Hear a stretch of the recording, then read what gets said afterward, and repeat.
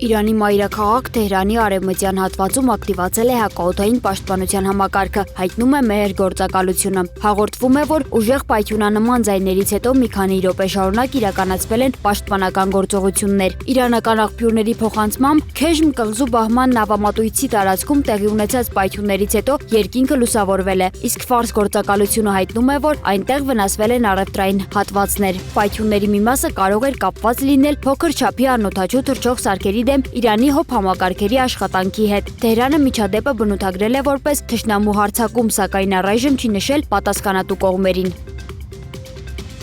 Ամերիկայի Միացյալ Նահանգների արդարադատության նախարարությունը ստուգում է բորսայական մի շարք կասկածահարույց նավթային գործարքների օրինականությունը, որոնք իրականացվել են Իրանի վերաբերյալ կարևոր հայտարարություններից անմիջապես հետո։ ABC News-ի տվյալներով քննիչների ուշադրության կենտրոնում են հայտնվել Լոնդոնի ֆոնդային բորսայում կատարված առնվազն 4 խոշոր գործարքներ, որոնք ընդհանուր առմամբ շուրջ 2.6 միլիարդ դոլարի եկամուտ են ապահովել։ Մասնավորապես Դոնալդ Թրամփի Իրանի էներգետիկ ենթակառուցվածքների դեմ հարվածները հետաձգելու հայտարարությունից ընդամենը 15 րոպե առաջ ներդրվել է մոտ 500 միլիոն դոլար նավթի գների անկման հաշվարկով։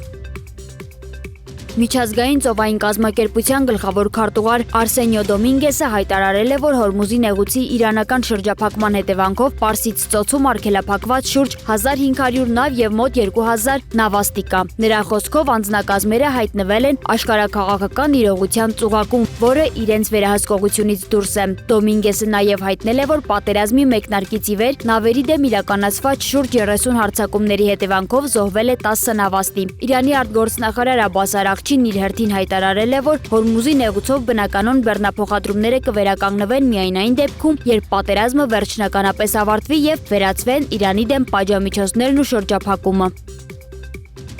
Ուկրաինայի զինված ուժերը հայտարարել են, որ նախօրեին հարվածներ են հասցրել ռուսական Կասպյան նավատորմին պատկանող ռազմանավի։ Ուկրաինական կողմի տվյալներով այդ նավը նախկինում օգտագործվել էր Ուկրաինայի ուղղությամբ թևավոր հրթիռներ արձակելու համար։ Ռազմանավի կրած վնասների մասին հստակ տեղեկություններ դեռ չկան, իսկ Մոսկվան առայժմ չի մեկնաբանել հայտարարությունը։